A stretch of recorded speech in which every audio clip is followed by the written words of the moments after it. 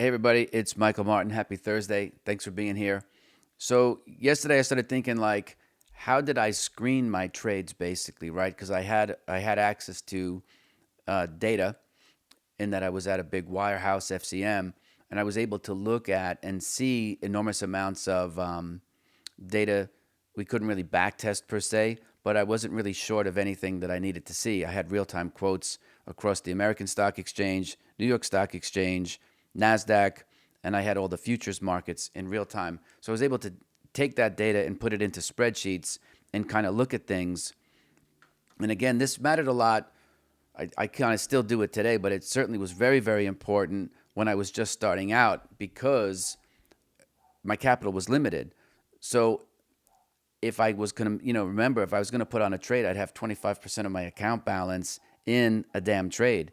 So it wasn't unsubstantial. And so one of the things that I did was that I looked at based on the chart, because I didn't have simulation software at the time. Nowadays, you can back test so you can know for sure. But even if you are, swing trading or if you're a trend follower, most of you are still doing that by hand. It's not until you get to the prosumer or the professional arena where you're going to outlay that money for simulators that run you between 1 to 3,000 just for the trading engine itself, where you can test at the portfolio level, not all this intraday stuff going back for 2 years, and then you need a data feed. So the investment in that is rather substantial. So I thought I don't like doing trade stuff because I don't want to open that up, and I don't want to be doing this all the time. But if you take a look at this is soybeans, this is March soybeans. I'll give you an idea of what I was thinking because it's damn near impossible to do without looking at a chart.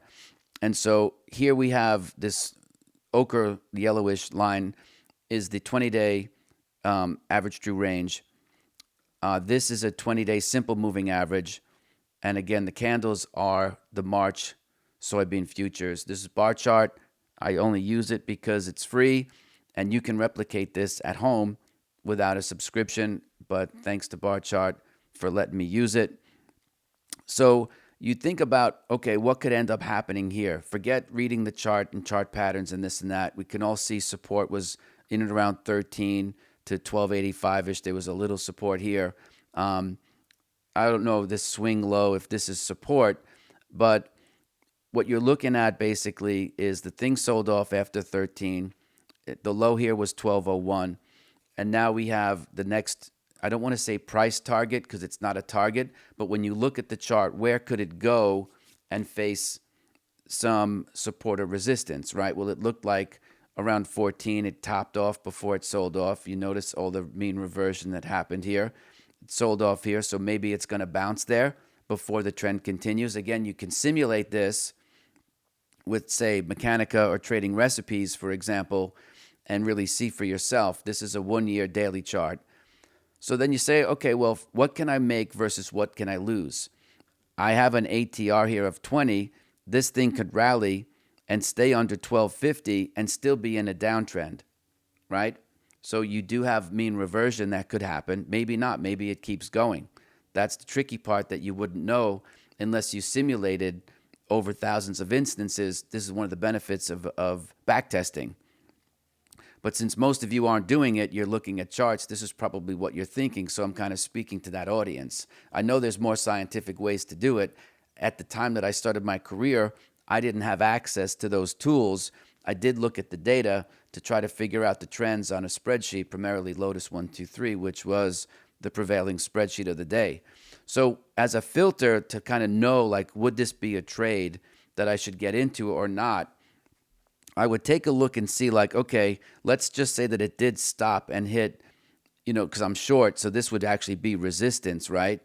Not long. And then how far are we from the moving average, which I would look at as the arithmetic mean, simple moving average based on settlement prices. In futures, we talk settlement prices. In stocks, we talk closing price. So you're 50 points, 55 points, right, from the moving average where we are now, where this settlement is, and we're about something similar to 1150 where it could stall, right? If you were short, you're obviously making money. So I look at that as being like, okay, 65 points here, 55 points up to there, that to me is about 1-to-1, right? I mean, I know it's not exactly 1-to-1, but it's damn close to 1-to-1. Now, if I express that in ATRs, I could say, okay, well, I'm about 2.5 or so ATRs down here and about 2.5 to the upside. So whether you're looking at points or ATRs, to me, it's like a 1-to-1 ratio. So in that case, if you have a 1-to-1 ratio of what you can make, because again, you have to pick a number, you could obviously, again, go back to your back testing. You'll know for sure because you can test it over thousands of instances and you know exactly what to do and how to trade it. But if you're a chart reader, you have to do things on a discretionary basis, and this might help you. So again, if it's a 1-to-1, if you're short, right, it rallies up. There's your one risk unit. Here's your what you could make on the reward side. Do you understand how you'd have to have like a super accurate system, say 70% win rate to make money when your reward to risk is a 1-to-1, right? When your payoff is 1-to-1. You see what I mean? Now I know from my own accuracy, which is like half that, you're looking at 35, 40% of the time, a 1-to-1 payoff doesn't make me money. You see? Even if it was 2-to-1, it's not really enough to take on the risk. So for this type of a trade, I would pass. Now, I do that fully knowing, again, going back 30-something years, where the thing could still leak. It just leak, and go all the way to 150. But again, back testing, you would know that you could see that. Like how many times did that happen? So you would know the expected value of the trade. Without doing the back testing, you don't know. So you have to get into guesstimation. Even if you are a trend follower, you're doing this by hand. So you don't even know the expected value of the trade, is what I'm saying. So what would end up happening, what would improve, what would make it much more attractive is if it's, say, let's just pick a number. If the market rallied in the downtrend up to 1250, right? Everything else being equal, now we're looking at a 1250 settlement where the moving average is not just the mean. You could look at this as a dynamic trend line where you don't have to draw lines, which is super subjective. Again, Victor talks about it Victor Sperandio in Methods of a Wall Street Master, but I don't want to get into doing all this stuff because that's not really what the channel's about. But you could look at the moving average anyway as a dynamic trend line, right? Here it's kind of flat. It accelerates. Your slope, your M, y under y equals mx plus b is positive. There's an inflection point. It starts lower, and then it starts to accelerate. So the selling is accelerating. So you wait for it to rally to 1250, then look what happens to your odds. At this point, if you're still looking at the chart, again, without the benefit of a back tester, you're like, okay, it's got now 5 ATRs or $1, because this is pennies, 1,250 pennies, which is a way of saying $12.50. You might say, okay, if I sell it short, it could stall at $11.50. That's $1 or 5 ATRs. I got one ATR above me from $12.50 to $12.70, right? Which is an objective, right? Because you're not fussing with that number. You're just putting it in as an overlay. The machine is doing the number for you, right? So it's objective. So you have one ATR to the moving average, which is still just mean reversion. It doesn't mean the move is over. But if the move kind of reversed from 1250 to 1150, you have 5 ATRs. So now you have a 5-to-1 ratio. If you fill your portfolio up with 5-to-1s, right?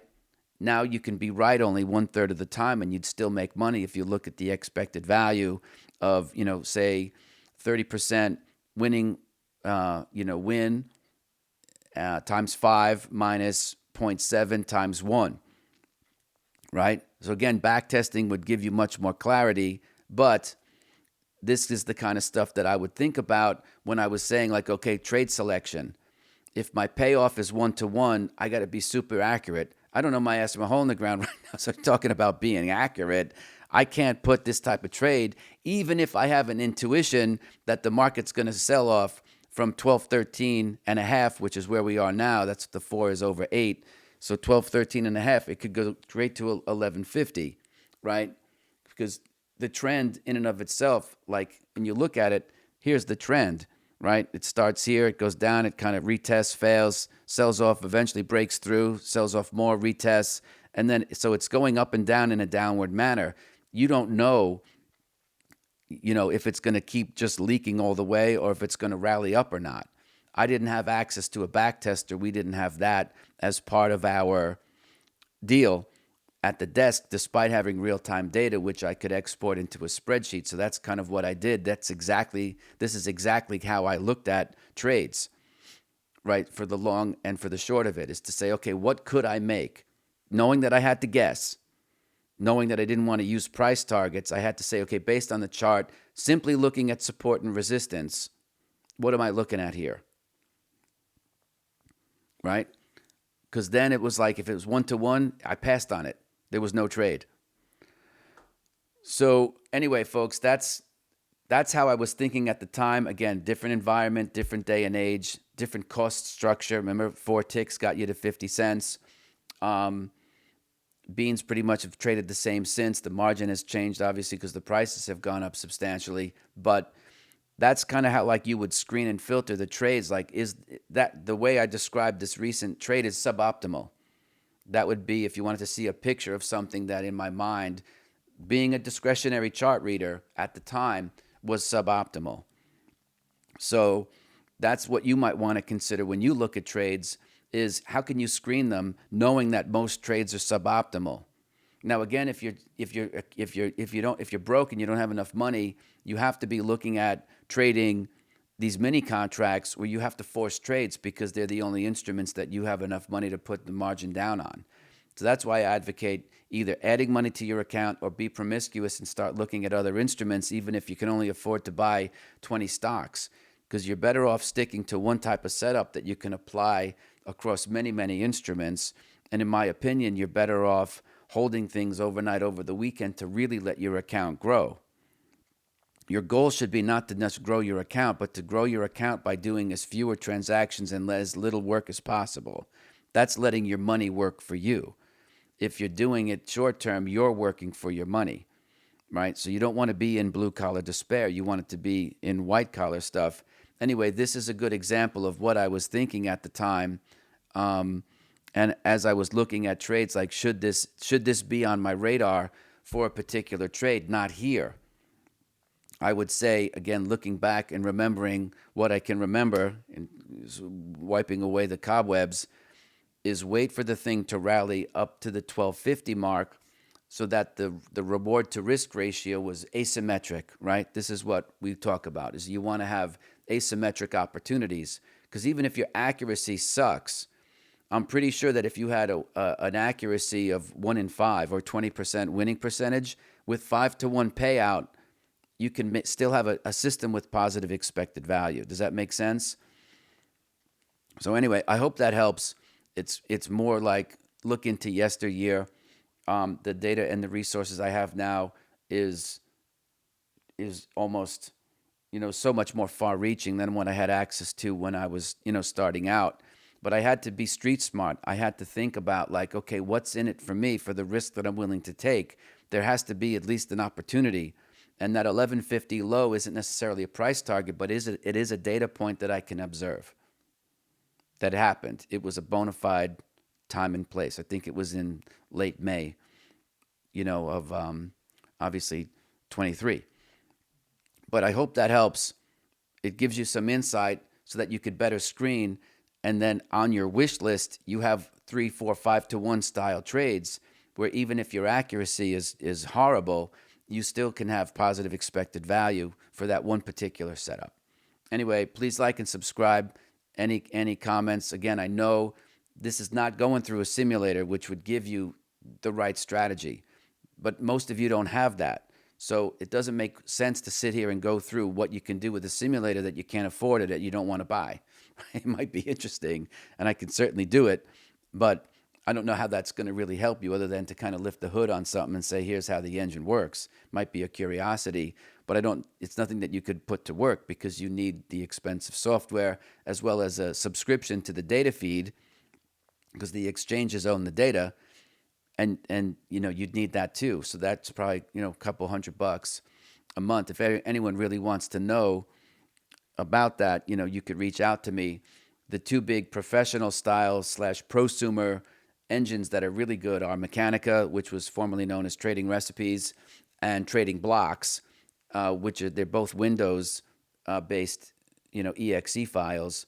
And then with that, you'll have to create a subscription. There's plenty of data providers out there. CSI Data out of Florida is one that works well. They keep clean data. I don't have any conflicts of interest or affiliate sales with these places, so I don't get financially rewarded, or they don't sponsor the show.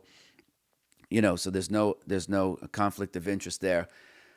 Of course, then there's inside the day trading platforms, they have simulation, but the data does not go back long enough. And if you're going to get into back testing, you want to think minimum of 10 years, right?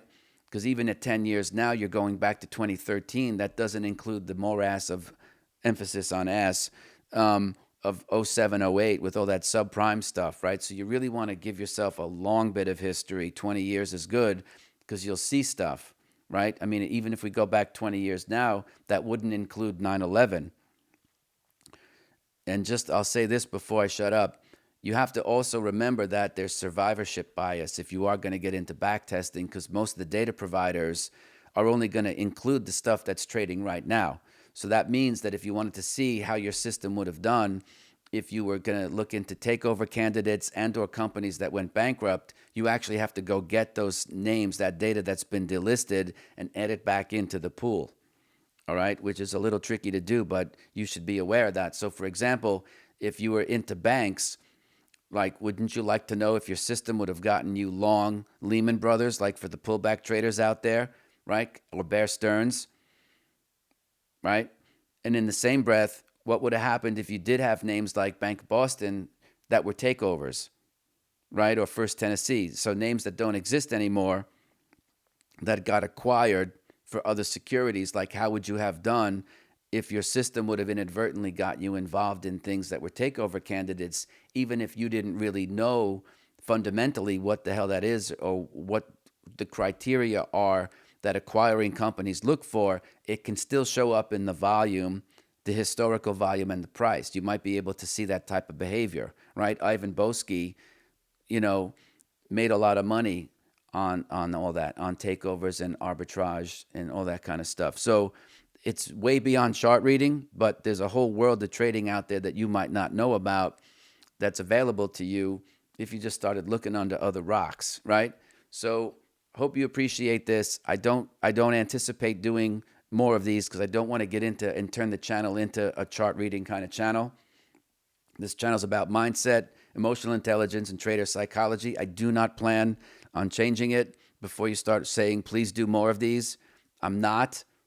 All of this is in the premium content where you can marry that up with your emotional constitution, right? Because that's the goal, is to find something where it's a really good fit for you. So to just do chart reading stuff is meaningless. It's interesting, but it's chart porn. Got no interest in doing it. But nonetheless, if you're still here, thanks for listening and watching this far. Please like and subscribe, and I'll see you tomorrow.